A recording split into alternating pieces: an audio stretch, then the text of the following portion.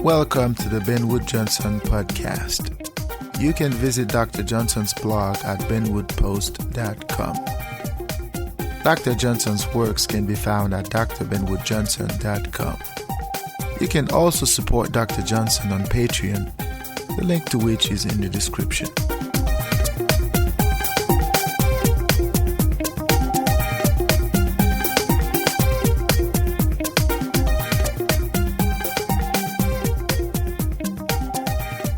Welcome to the Ben Wood Johnson podcast. Today is June 29th, 2020. This is podcast number 50. One more time, I am all excited to have you back to talk about philosophy and the things that matter in life. Today we are going to continue our conversation about racism. In particular, we are going to touch upon the subject of anti-fascism and anti-racism.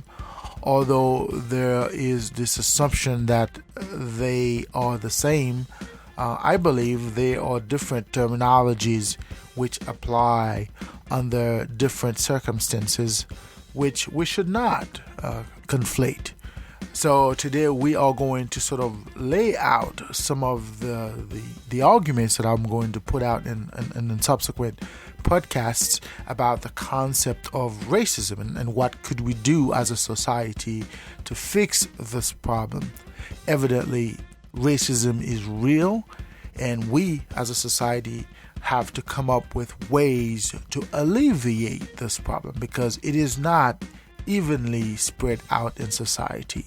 Some people are more likely to experience racism than others are, and there are societal mechanisms, societal institutions, particularly the police, which are designed specifically to do racism with complete impunity. So I think it is important for us as a society to come up with a way to fix this problem. So in this podcast, we sort of try to delineate between what is racism and what is fascism, and why the two concepts don't necessarily jibe or don't necessarily are not necessarily the same. So without further ado, let us delve right into it.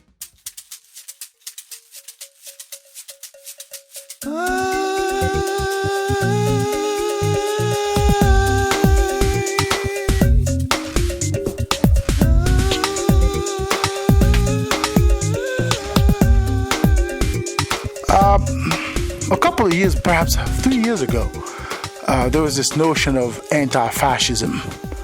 And I believe there were some individuals who called themselves Antifa. And as much as what they were doing, some saw it as something else, I supported their initiatives.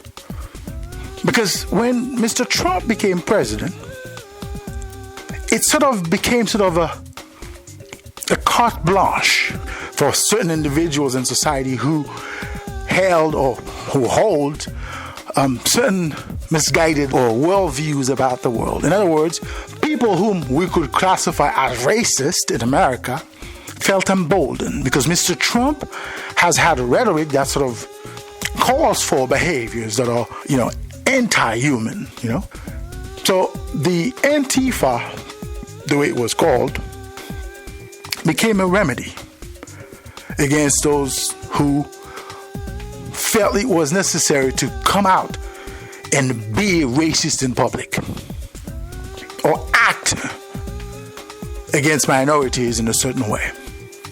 I think the concept of anti-racism is different from that. And perhaps that's where a lot of people sort of fall into it. Because a lot of people are following this understanding of anti-racism, thinking that it is the same as anti-fascism. I think there's a clear difference between the two concepts. Fascism is not necessarily, it is not only an ideology, it is also a manifestation of an ideology. A fascist usually expresses fascist ideals in certain actions that are designed to deprive others of their rights, of their liberty, or in many occasions of their existence. I think racism, at least the version of racism we have today, is different from fascism. Although so many people in America dream of a world where they could go back to the era of Adolf Hitler. So many people dream of that. And if the government does not act or does not protect the rights of the individual, or especially minorities, then that might happen. But I'm sure that we, or at least people of minority communities, would fight back. And that is what the Antifa is for me. The Antifa is a way of fighting back. To me, it is not a divisive rhetoric to the extent that the Antifa is not an offensive initiative. Rather, it is a reactive initiative. The Antifa are there to react against those who want to act a certain way. And the difference I am trying to establish between those two concepts here is that racism is much more subjective. See, a fascist is going to act as a fascist no matter where, in regards to whomever, at any point in time, so long as he's emboldened to act. And that is why President Trump, or Mr. Trump's presidency, sort of emboldened those people, because he's telling them, you can be as egregious as you can, and I am going to support you. And that is why, after the I believe Charlottesville incident, he sort of tried to glorify these people. So he wants to embolden them. But I think racism is different than that, because you see, racism is not necessarily fascism to the extent that a fascist can be a racist, but a racist is not necessarily a fascist. See what I'm saying? It's like a fascist can be a racist, but a racist is not necessarily a fascist. And I think we need to understand the difference here, because, and I've always tried to explain racism as a natural conduct to certain things in the world, right? It's a natural way of looking at one's world and to react to things that could be harmful to one. And it is usually motivated by a fear of something. Okay? So in that case, anybody, any person could be a racist. Okay? So you do not have to have a particular ideology to be a racist. You could be a liberal and you could be a racist. You could be a conservative and you could be a racist. You could be a libertarian and you could be a racist. You could be a Democrat and you could be a racist. Okay? But if you're a fascist, you are not necessarily a racist. Because fascism, at least fascism in and of itself, is somewhat separate from racism. But a racist does not have to act. Somebody who's having racist thoughts could only just look at you in a certain way. He could only just not treating you in a certain way. Racism is not necessarily coupled with an act, although racism in and of itself is a behavior. It's a behavior, but it is not necessarily an act. Of course, out of that behavior could come an act, could come an action. But at inception, racism could be as subtle as it can be. The racist could be smiling at you, but in his head, he's looking at you differently. He's thinking of you differently. A racist could be someone you see every day, you talk to every day. A racist could be someone as close to you as your mother. A racist could be someone as close to you as your wife, your son, your daughter, your husband. Because racism is the result of an internal process which makes the individual behave a certain way.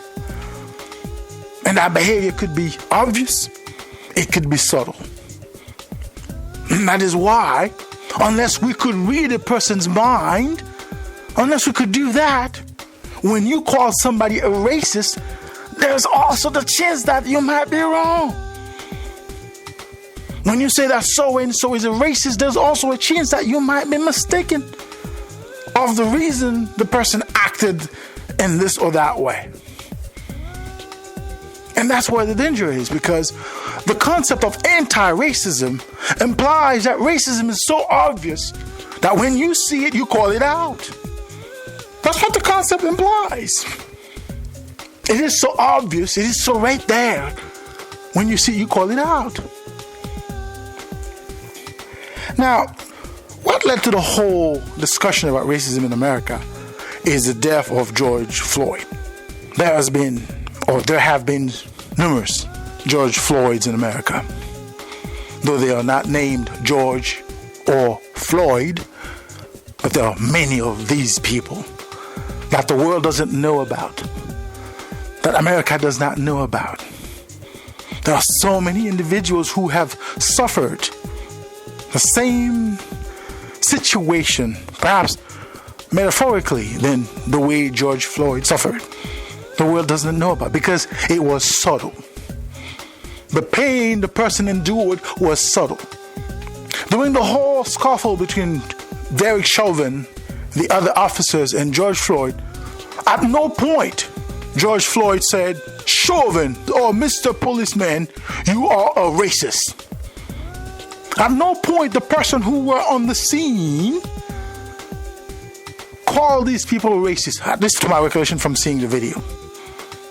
And the reason they didn't say it, though they might have thought about it, is because they weren't sure. They weren't sure that's what it was. And when you look at the behavior, when you look at the act that ensued from that behavior, it's coupled with the behavior and the act, then we are able to say, well, you know what, that's racism. But we still don't know that for sure. Chauvin might have had other reasons to behave the way that he behaved. He might have had other reasons to conduct himself the way that he did. That we don't know that yet. But from where we are, it looks like racism. And that's what sort of sparked the whole conversation we're having right now. How many times people have gone through that? And let's say that George Floyd didn't die. Let's say he didn't die. He went to the hospital and whatnot, and he survived and everything's okay. Would we be talking? Would we have the conversation right now? Would we be talking about Derek Chauvin right now? We probably would not be talking about him. Because there are so many George Floyds. There are so many individuals that the system treats that way. There are so many individuals the American society allows to be treated in this regard. How are we going to solve this problem? Do we know who is a racist? For sure. Because so-and-so made a statement that automatically makes that person a racist? For sure. We don't know what was going through that person's mind. From where we are, it does look like that. It does sound like it. And most likely, it is. Most likely, it is. So the idea of we're going to be vigilantes to call these people out is ludicrous. It's even laughable. If it weren't so dangerous, I would be laughing right now. And I do laugh sometimes when I hear people say that. But it is dangerous, because what happens is that you are asking people to sort of become mind readers. And like I said, raise vigilantes. And I think I heard somebody said, when your friends or when some of your friends act in a way that is racist, you need to call him out. How's that possible? How do I know his behavior is because he's racist? How do I know she did have a bad day? I didn't know she was having some personal issues at home. And all of a sudden, her upbringing, her education, her lifestyle, all of that combined made her do or say this, that to somebody else who happens to be a person of color. This is not to justify racism when I say that, but this is to point out that it is not easy to say who is a racist on the basis of an act. It is not easy to say it. From where we are, it may look like it. It may look like racism, and usually it is. It is. But we have to be cautious. Because sometimes people do act as racist unintentionally. People do say racist things out of spite, out of anger, out of passion. That doesn't mean they shouldn't be punished for it. But if we allow ordinary people to become race vigilantes, then that society is going to explode at some point. Like I said, right now, white people are not fighting back, but at some point they will. They will fight back, ladies and gentlemen. Pay attention to what I am saying. Now, you may disagree with everything I've said here so far. And if you want to go back and listen to what I said before, if you feel like you can listen to it again, then do. Because I am not, and to repeat, I am not justifying racism in any way, shape, or form. I couldn't do that. I couldn't justify racism because I know it exists. I lived it. I am living it right at this very moment. But I am also a rational human being. And I try to put things in perspective. And I think that's what we're missing right now. There's a rush to judge. There's a rush to assume things are a certain way because there's a narrative going on. And we should not or shall not allow ourselves to fall into this false narrative. The idea of anti-racist is a false narrative designed, whether intentionally, to divide America even further. At the end of the day, the country is going to suffer. At the end of the day, the country is going to suffer. Because when you allow somebody to be an anti-racist, it's like you're giving a person a carte blanche to be an anti-human. That's what you're doing. And there's a danger there. As much as the racist might be doing something wrong to you, you might be inclined to be something wrong to the racist as a result. And I don't think that's the way we should handle problems in a society. We should have laws, rules that are specifically designed to address behaviors, conducts, or acts which we as a society agree to be racist in nature. So there, let's go back. Right now we have the attention of Congress. And I'm sure people in Congress would like to do something about racism in America. I'm sure people in the justice system would like to do something about America because now it is obvious something's wrong with the system we have today. It is obvious something is broken. So I am sure these people in power would like to do something about racism. But we need to be rational in the way we approach the problem. So first, let us agree as to which conduct we are, as a society, are going to agree that is racist in nature. When we have a list of those conducts, a list of those behaviors which we want to ban in one way or another, or we want to punish in one way or another, then we could have or find a way to codify those conducts. And I am sure white people, black people, Latino, or any person of color would admit that racism is a problem in America. And if we were to come up with a sound way of fixing the problem, I am sure these individuals would definitely support any legislation that would help save America. We cannot save America by dividing America. And every time we speak of anti-racism, we are putting another nail in America's coffin as a society. As much as I would like to go home, I am an American citizen, therefore I have a stake in this country. My children were born here. This is their country as well. They have a future here. I wouldn't want to live, or at least I wouldn't want my kids to live in a society where all somebody has to do is to point a finger and saying that you are this and you are that, therefore you could be chastised in that society. That is not a society. That is a civilized jungle. And I don't want America to become a civilized jungle in the name of changing it from being a modernized jungle. Racism needs to be stopped. And the best way to do that is by coming up with answers to some of the problems we as a society have faced for so many years. And only in doing so, we would have a chance to alleviate, not stop completely, not eradicate completely, but to alleviate racism, especially for Black America.